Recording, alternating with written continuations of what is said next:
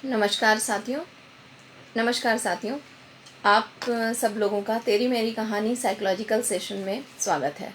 तेरी मेरी कहानी साइकोलॉजिकल सेशंस आप सबके लिए बहुत लंबे समय से एक साइकोलॉजिकल पर्सपेक्टिव में बहुत सारे डिसऑर्डर्स और बहुत सारे आपके स्वास्थ्य से संबंधित जुड़े हुए ऐसे विषयों को आप तक पहुंचाता है, जिसमें कि आपके अंदर एक संज्ञान, एक नॉलेज क्रिएट हो पाए कि आपको अपने मानसिक हेल्थ के बारे में कितना अवेयर रहना है, आपकी फीलिंग्स और आपके थॉट्स आपको कैसे प्रभावित करते हैं, किसी दूसरे का किया हुआ व्यवहार भी आपको कितना प्रभावित करता है और आप इन सब चीज़ों से किस तरीके से अपने आप को बचा के रख सकते हैं। तो आइए चलते हैं आज के सेशन में। आज है हमारा 61 सेशन और आज का हमारा टॉपिक है mental hygiene and mental health.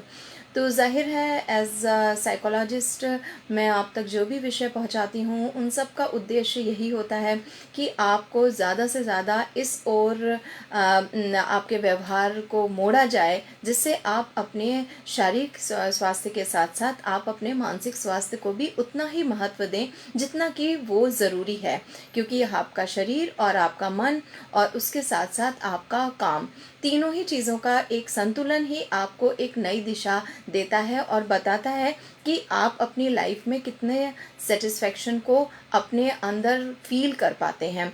अगर आपके पास बहुत सारी सुविधाएं हैं उसके बाद भी आप सेटिस्फाइड नहीं हैं, या किसी मायने में आपको सेटिस्फेक्शन फील नहीं होता सारी चीज़ें अच्छी होने के बाद भी, तो इसका ज़रूर कहीं ना कहीं इशारा जा रहा होता है कि आपको एक बार सचेत होने की ज़रूरत है, ध्यान देने की ज़रूरत है उन चीज़ों पर जो शायद सभी के लिए आवश्यक है। आगे बढ़ते हैं, मेंटल हाइजीन को समझते हैं। मेंटल हाइजीन बिल्कुल उसी तरीके का एक वर्ड है जैसे कि हम अपनी फिजिकल हाइजीन को ध्यान में रखते हैं। मेंटल हाइजीन एक प्रकार का साइंस है। ये बताता है, ये एक प्रकार से मेंटेन करता है आपकी मेंटल हेल्थ को और प्रिवेंट करता है आप किसी भी तरीके की मेंटल इलनेस में ना आए। ठीक उसी तरह जिस प्रकार आप अपने शरीर को साफ रखते हैं, आप अपने पूरे नेल्स को कट करते हैं, आप डेली स्टूल पास करते हैं, आप यूरिन जाते हैं, आप अपने शरीर के जो भी बॉडी पार्ट्स हैं आप उनको क्लीन करते हैं। Brushing is one of the example. आप अपने कपड़ों को धोते हैं, आप अपने हेयर वॉश करते हैं और उन्हें कॉन्स्टेंटली रेगुलर करते हैं, डेली करते हैं। ये सभी चीज़ें आपके डेली रूटीन का पार्ट है। आप कहते हैं हमें नहाना है, आप ब्रश करते हैं, बहुत सारी ऐसी चीज़ें। तो ये सारी चीज़ें आप क्यों करते हैं? इसलिए करते हैं जिससे आपका शरीर साफ सुथरा रहे और क्लीन रहे, आप फील कर पाएँ कि आपका शरीर बिल्कुल स्वस्थ है, आपके नेल्स में गंदगी नहीं है, आपके ईयर्स बिल्कुल क्लीन हैं, आपके हेयर्स बिल्कुल आपने अच्छे से वॉश किए हुए हैं। आप सारी चीज़ों को सफाई करने का उद्देश्य ही यही होता है कि आपको एक फील आता है आपने साफ कपड़े पहने हैं, आपका स्टमक बिल्कुल क्लीन है, आपको किसी भी तरह की कोई कॉन्स्टिपेशन या एसिडिटी नहीं है, आपको यूरिन क्लियर होता है, आप फील करते हैं कि आपको कोई भी एक इन्फ्लेमेशन यूरिन करते समय नहीं हो रहा है। तो ये सारी चीज़ें जो बॉडी को एक हाइजेनिक रखती हैं या आपको बताती हैं कि आप पूरे साफ सुथरे हैं, तो आप ऐसा क्या करते हैं जिससे आपकी मेंटल हाइजीन भी आपको फील करा पाए that you are very completely fit and relaxed. तो मेंटल हाइजीन को ध्यान में रखने के लिए जो हमें बहुत सारी कार्यों को रेगुलर बेसिस पे करना है, हम उसकी चर्चा कर लेते हैं। और इससे पहले मेंटल हाइजीन को ये भी समझ लेते हैं कि मेंटेन करने के साथ साथ ऐसी क्या चीज़ें हैं जो आपके मेंटल हेल्थ को इफ़ेक्ट करती हैं। आपको ठीक उन्हीं के अगेंस्ट ही अपनी रूटीन में उन चीज़ों को करना होगा जो चीज़ें आपके मेंटल हेल्थ को इफ़ेक्ट कर रही हैं, वही पार्ट मेंटल हाइजीन के अंतर्गत आएगा। अब एक इंसान को क्या प्रभावित करता है जिससे कि वो मेंटली अपने आप को अनफिट फील करता है या रिलैक्स फील नहीं करता, तो वो सबसे ज़्यादा अगर किसी जैसे कि हम अगर सर्वे रिपोर्ट्स को देखें तो उसमें अगर डिप्रेशन और एंजाइटी तो है, लेकिन उसी के साथ साथ एक और बहुत बड़ा इशू है, वो है स्ट्रेस। हर एक छोटे से बच्चे को भी है और एक बड़े व्यक्ति को भी है। हम अपने स्ट्रेस को जस्टिफाई करने के लिए बहुत सारे रीजंस देते हैं। बेटी की शादी नहीं हो रही, बच्चा पढ़ता नहीं है, मेरी नौकरी कंफर्म नहीं है, मेरा मकान नहीं बन पाया, या मेरा कोई और ऐसा मैटर है, या मेरा हेल्थ के इश्यूज़ हैं, या घर का कोई आपका बहुत करीबी बीमार है। तो ऐसे बहुत सारे रीजंस को हम समय समय पर जस्टिफाई करते हैं और लोगों को बताते हैं कि आप जो है स्ट्रेस को एक आम एक रूटीन में, एक हैबिट में रख सकते हैं। ये हमारी सबसे बड़ी गलती होती है। हमको स्ट्रेस होने वाली और क्रिएट होने वाली कंडीशंस को तो अगर हम पूरा कंट्रोल नहीं कर सकते, उन्हें हटा नहीं सकते, उनको पूरी तरीके से नज़रअंदाज नहीं कर सकते, तो हम हर दिन कुछ ऐसी चीज़ें ज़रूर कर सकते हैं जिससे कि वो होने वाला स्ट्रेस आपके शरीर को और आपके मन को प्रभावित नहीं करे।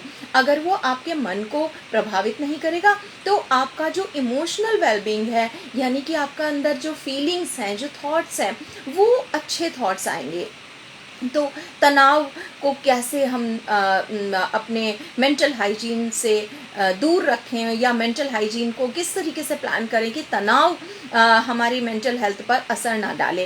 उसके साथ साथ एक और चीज़ है कि जो कुछ ऐसे एनवायरमेंटल फैक्टर्स होते हैं, एनवायरमेंटल फैक्टर्स जो कि दूसरे लोगों पर के रिस्पॉन्सेस पर निर्भर करते हैं, जहाँ की दूसरे लोगों का बिहेवियर आपको इफ़ेक्ट करता है। आपके घर का कोई व्यक्ति है, आपके ऑफिस में कोई व्यक्ति है, आपके पड़ोस में कोई ऐसा व्यक्ति है जो आपको प्रभावित कर रहा है। कई बार वो आपका लाइफ पार्टनर होता है, कई बार वो आपके बच्चे होते हैं, आपका बॉस, आपका कलीग, आपका नेबर, आपके रिलेटिव्स। तो आपको एनवायरमेंटल फैक्टर्स को भी ध्यान में रखना होगा। ऐसा कौन सा एनवायरमेंटल फैक्टर है जो आपको इन्फ्लुएंस कर रहा है, आपके ऊपर एक ऐसा नेगेटिव प्रभाव डाल रहा है जिससे आपकी मेंटल हेल्थ खराब हो रही है। इसी के साथ साथ कुछ आपके पर्सनल फैक्टर्स भी होते हैं। पर्सनल फैक्टर्स में आपकी अपनी पर्सनालिटी ट्रेट्स, आपके अपनी आदतें, आपका अपना बिहेवियर, आपका सोचने का तरीका, आपका कार्य करने का तरीका, आपका इवन आपका सवेरे उठने का समय, आपके सोने का समय, आपके खाने का समय, आपके सोचने का समय।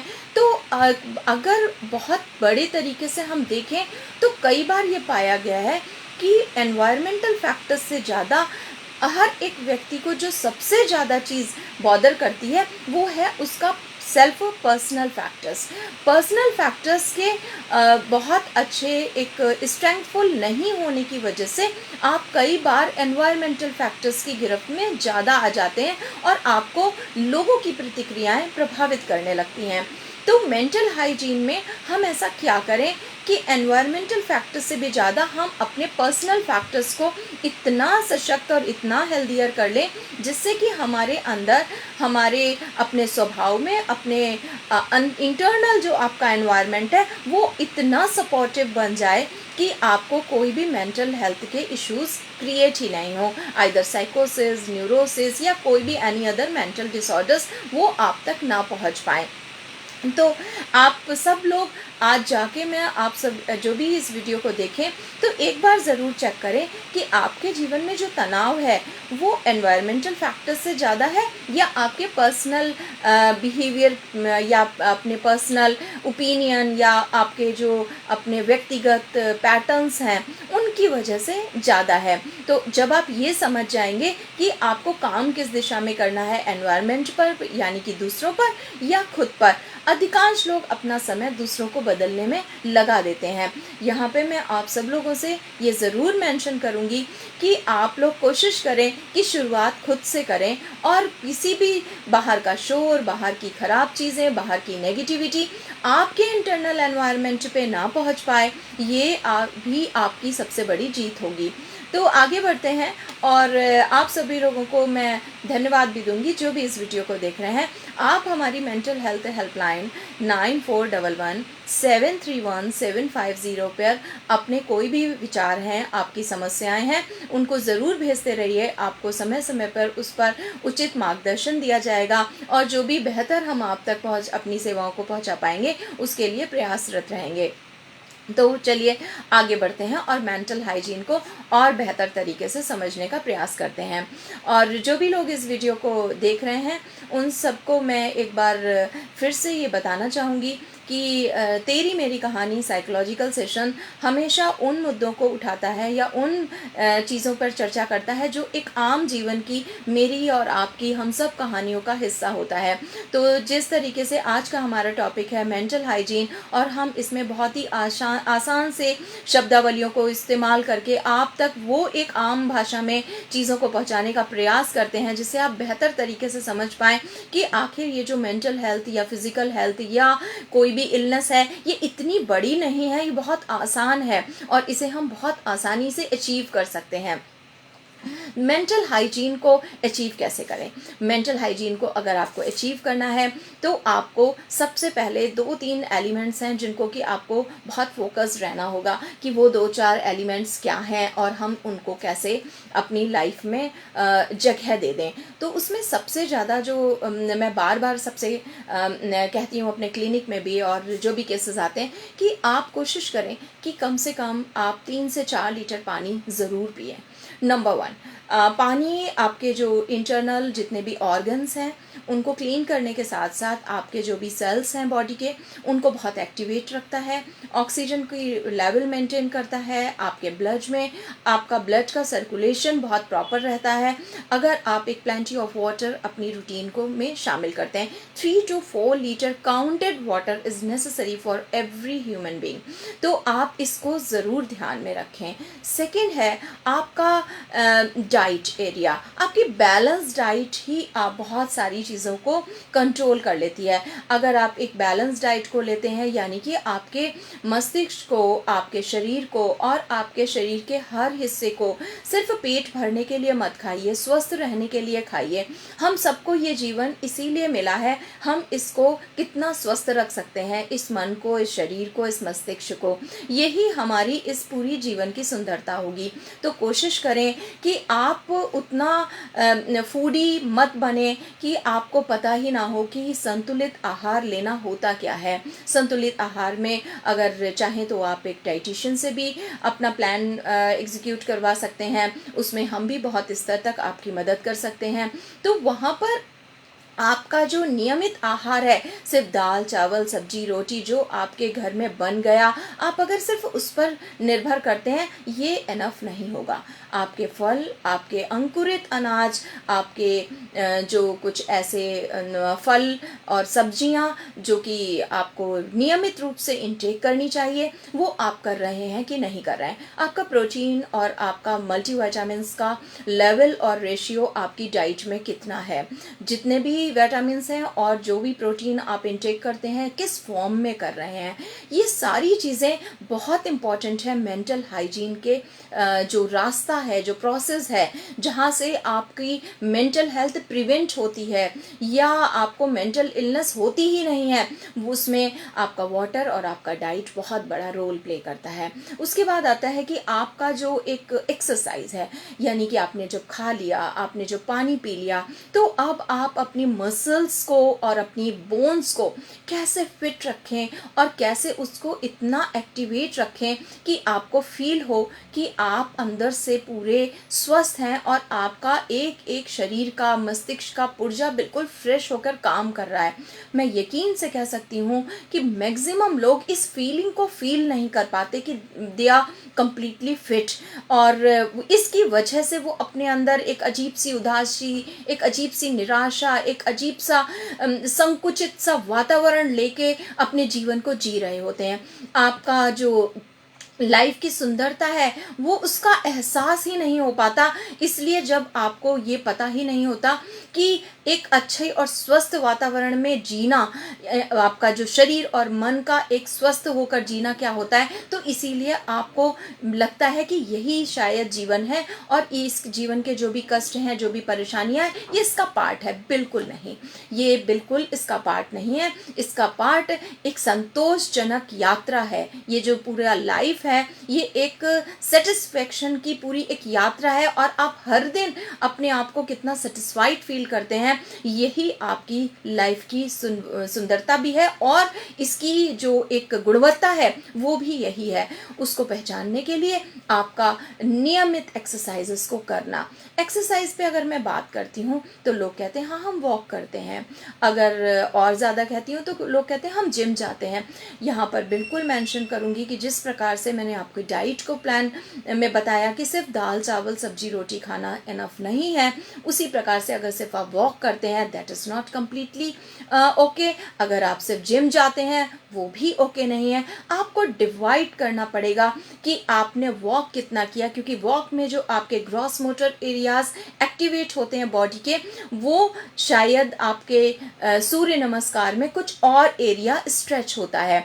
तो आपकी कुछ वॉकिंग एक्सरसाइजेस, कुछ स्ट्रेचिंग एक्सरसाइजेस, कुछ स्टैंडिंग, कुछ सिटिंग पोस्चर, कुछ ले डाउन पोस्चर्स, आपकी weight lifting, everything is important to आप अपनी बॉडी को एक टोन दें, एक आप अपनी बॉडी को एक बैलेंस मोड पर लाएं। आपके मसल्स, आपके बोन, वो सब कुछ एक्टिव होने चाहिए। सिर्फ आप इसलिए मत वॉक करिए कि आपको अपने हार्ट को हेल्थी करना है, आप इसलिए वॉक मत करिए कि आपको शुगर है और वॉक करना आपको आपके डॉक्टर ने बताया है। आप इसलिए वॉक करिए कि आपको अपने सारे ऑर्गन्स को एक्टिव रखना है और आप डिफरेंट टाइप की एक्सरसाइजेस का एक पूरा पैकेज डिज़ाइन कीजिए, जिसमें लेट के, बैठ के, खड़े होके, चल कर, जंप करके या स्ट्रेच करके बहुत सारी एक्सरसाइजेस का कॉम्बिनेशन हो जाए। अगर आप ऐसा करते हैं तभी आप ये कहिए कि आप अपनी फिटनेस पर काम कर रहे हैं। अगर आप सिर्फ वॉक करते हैं सुबह शाम या एक टाइम तो that is not enough. Secondly, आपका ब्रीदिंग एक्सरसाइजेस, आप कैसे ब्रीथ लेते हैं जिस समय आप एक्सरसाइज कर रहे हैं। आपका जो ब्रीदिंग पैटर्न है वो आपके इंटरनल पूरी एक बॉडी को एक्टिवेट करता है, वहाँ मैसेज कम्युनिकेट करता है कि आप एक अच्छा काम कर रहे हैं, पॉजिटिव काम कर रहे हैं और आपका शरीर का पूरा एक भी आप एक्सरसाइजेस करते हैं, आप देखिए, चेक करिए कि आपका जो ब्रीदिंग पैटर्न है वो कैसा है। क्या आपका सांस लेना और सांस छोड़ना, क्या इस तरीके से आपने इसको संतुलित किया है कि जब आप स्ट्रेच कर रहे हैं उस समय आपकी सांस कैसी थी और जब आपने उसको रिलैक्स मोड पे किया तब आपका ब्रेथ कैसा था।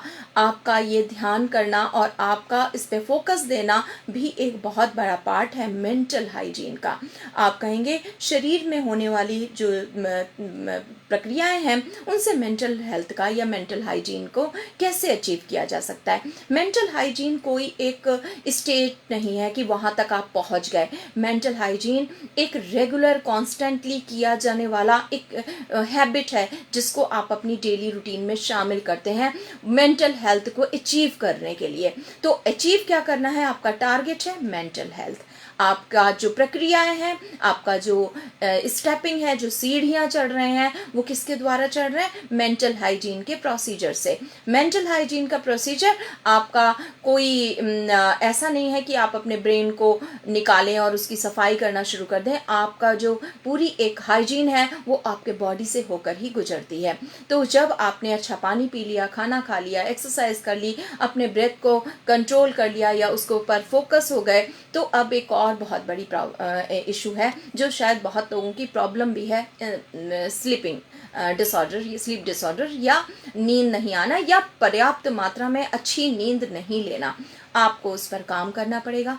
अगर आप एक अच्छी नींद को लेना चाहते हैं, आपको अपने शरीर को थकाने के साथ साथ आपको मेडिटेशन ज़रूर करना होगा और डीप ब्रीदिंग तो मस्ट है। अगर आप हमारे द्वारा डीप ब्रीदिंग की प्रक्रिया को या प्रोग्रेसिव रिलैक्सेशन को कभी भी सीखना चाहते हैं या जानना चाहते हैं कि कैसे इसे करें, तो आप हमारे हेल्पलाइन नंबर पे, दिए गए हेल्पलाइन नंबर पे कांटेक्ट कर सकते हैं। तो आपका जो एक ब्रीदिंग पैटर्न है उसमें डीप ब्रीदिंग और आपका प्रोग्रेसिव रिलैक्सेशन और साथ में मेडिटेशन, आप किसी भी प्रकार के मेडिटेशन को फॉलो कर सकते हैं। उसमें कोई स्पेसिफिक नहीं है, बट फॉलो ज़रूर करना है, जिससे कि आपका शरीर एक्सरसाइजेस के माध्यम से और दिन में काम करके स्वस्थ रहा, और उसके बाद आपने मेडिटेशन और डीप ब्रीथिंग के या प्रोग्रेसिव रिलैक्सेशन के थ्रू आपने अपने मस्तिष्क को भी स्वस्थ किया। यहाँ से आपकी पूरी ऊर्जा एक चैनलाइज होती है आपके पूरे शरीर से लेके आपके मस्तिष्क तक, और वहाँ से आपके मन को स्वस्थ बनाती है।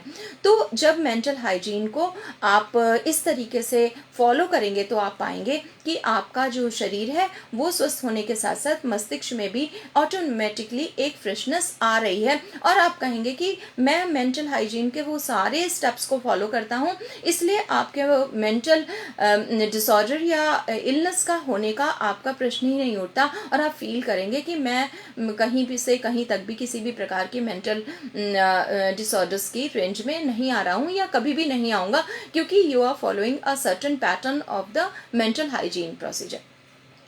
साथ में मेंटल जो हाइजीन है उसमें एक और पार्ट बहुत इम्पॉर्टेंट है, वो ये भी है कि आप कितना अपने आप को ड्रग्स से, एक्सेस यूजेस ऑफ मेडिकेशंस, उनसे कैसे अपने आप को दूर करते हैं, आप कैसे अपने आप को अल्कोहल, स्मोकिंग या टबैको से अपने आप को दूर रख पाते हैं। तो अगर आप इसको अपने आप से दूर रखेंगे तो आप पाएंगे कि आपका जो मेंटल हाइजीन का एक पैरामीटर्स है वो पैरामीटर आप अच्छे से फॉलो कर पा रहे हैं, क्योंकि आप जब कोई भी एक नशा करते हैं या कोई भी ड्रग अब्यूज के चीज़ में आप इंगेज होते हैं, या आप किसी भी तरीके का एक्सेसिव टबैको इंटेक कर रहे हैं, अल्कोहल इंटेक कर रहे हैं, तो जाहिर है कि उसका सभी का प्रभाव शरीर के साथ साथ आपके मस्तिष्क पर भी पड़ता है। आपकी मस्तिष्क की मांसपेशियां दिन पर दिन कमज़ोर हो रही होती हैं, आपका कैलकुलेशन, आपका लॉजिकल थिंकिंग, आपकी कॉग्निटिव थिंकिंग,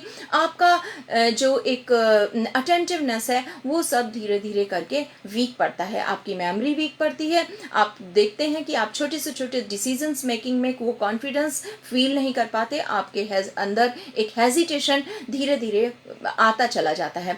तो वो सब बताता है कि आप अपने मेंटल हाइजीन की में जो चीज़ें फॉलो करनी है उनको इग्नोर कर रहे हैं, और आप को उन चीज़ों को अवॉइड करना है जो चीज़ें आपकी फिजिकल और मेंटल हेल्थ दोनों को प्रभावित करती हैं। आई होप कि अगर आप ये सारी चीज़ों को फॉलो करते हैं और आप फील करते हैं कि आप इन सभी पैरामीटर्स को डेली अपने रूटीन में फॉलो कर रहे हैं, तो आपको इसे रिपीट करना है एक बिल्कुल कॉन्स्टेंटली। आप इसे डेली करेंगे तभी इसका फ़ायदा मिलेगा। मेंटल हाइजीन इसीलिए इम्पॉर्टेंट है। मेंटल हाइजीन आज किया और कल नहीं किया इससे कोई फ़ायदा नहीं होता, आपको रोज़ करना है। एक छोटी सी स्टोरी आपको सुनाऊंगी। एक लड़का था, वो लड़का रोज़ मॉर्निंग में उठता था, फ्रेश होता था, ब्रश करता था और नहाता था, और उसके बाद जाकर उसके पीछे एक मैदान सा, खुला मैदान था, वहाँ पर कुछ पेड़ थे, तो वो जाकर वहाँ पेड़ों के साथ कुछ बोलता था, बात करता था। तो लोग रोज़ देखते थे कि ये क्या करता है, और देख के उसको बड़े अजीब सा मानते थे कि ये शायद पता नहीं क्या वहाँ पर जाकर क्या कैसी बातें करता है, और ऐसा लगता है जैसे कि पेड़ों से बात कर रहा है। कई बार वो ऐसा अपने घर के शीशे के सामने खड़े होकर करता था, कई बार वो ऐसा अपने घर की दीवारों से कर लेता था। तो कई बार उसको जब कोई व्यक्ति मिला जिससे उसका एक दिन पहले झगड़ा हुआ था, तो उसने कहा भाई माफ़ कर देना, कल मैंने आपके ऊपर बड़ा गुस्सा कर दिया, मुझे बाद में एहसास हुआ कि मैंने गलती किया। तो वो बोला कि अरे मुझे तो याद ही नहीं है और पता नहीं, चलो कोई बात नहीं। तो ऐसे धीरे धीरे करके एक दिन उसकी माँ ने उससे कहा कि अरे मैंने तो तेरे को गलत ही मार दिया, पिटाई कर दी, और वो जो पैसे मैंने को लगा कि तूने चुराए थे वो तो वहाँ मिल गए मुझको डिब्बे के पास रखे हुए। तो बोला अच्छा कोई बात नहीं, मुझे तो ध्यान ही नहीं है। फिर धीरे धीरे करके उसकी एक दिन स्कूल की टीचर ने कहा कि बेटा वो आपकी जो कॉपी थी वो मेरे पास ही थी और मैंने आपको डांट दिया, और सॉरी, वो बाद में मैंने देखा मेरे पास ही रखी हुई थी। तो बोला ओके मैम, कोई बात नहीं।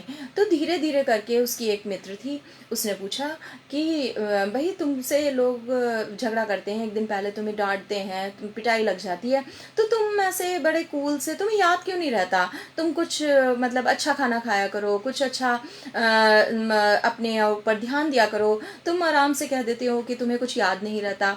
तो वो बोला कि एक्चुअली जैसे एक दिन का जो हमने खाना खाया है, तो क्या आज उसका स्वाद हमें लेता है? हम तो आज फिर नया खाना खाते हैं, उसी का स्वाद लेते हैं। तो कल का खाया हुआ खाना या 4 दिन का खाया हुआ खाने का तो स्वाद मुंह में नहीं रहता, तो उसको तो हम भूल जाते हैं, फिर नया खाना खाते हैं, फिर नया स्वाद लेते हैं।